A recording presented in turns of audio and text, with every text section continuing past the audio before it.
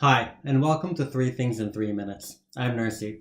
Today we are talking about Coimbra from Eggertspiele. It plays 2 to 4 players and it plays in 75 to 120 minutes. And this is a European point salad type of game, which mainly centers around being in Portugal, historical Portugal. And the main mechanic of this game is drafting dice and using them to take a variety of actions. So everyone will take turns drafting dice, and then you'll use them for multiple actions throughout the course of the turn, which is going to be things like drafting cards to your tableau, adjusting your influence along 4 different influence tracks, and then moving around Portugal to gain bonuses for each of the places that you visit.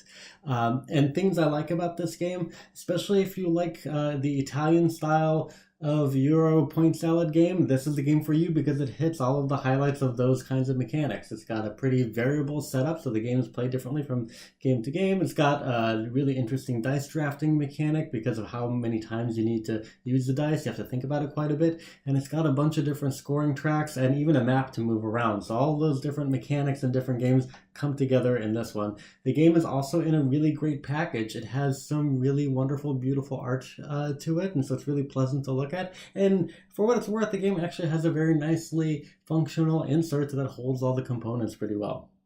And what's really interesting about this game is also that the rules are fairly straightforward in terms of how to take the actions on your turn, but the strategy of it is very deep. It's actually incredibly deep, despite the fact that the rules are actually so straightforward. So, which leads me to a few points to consider in this game. There is a lot to keep track of in this game. When you are taking the dice, you have to keep track of the order in which they're going to activate, what color die you're taking, what number is on the die, how you're going to use it in the turn. Are you going to use it for recruiting, or is it more important for you to move up tracks? You'll use it for a bunch of different things, and that can make it really hard to figure out what to do in the course of the game. And so if you're prone to analysis paralysis, be aware this game will make you have to think a lot about what you're doing every turn. And also there's a bunch of information on the board when you're looking at the different tracks and the cards that you can recruit into your tableau on the map. There's a lot of information to take in each turn, so that can slow you down quite a bit.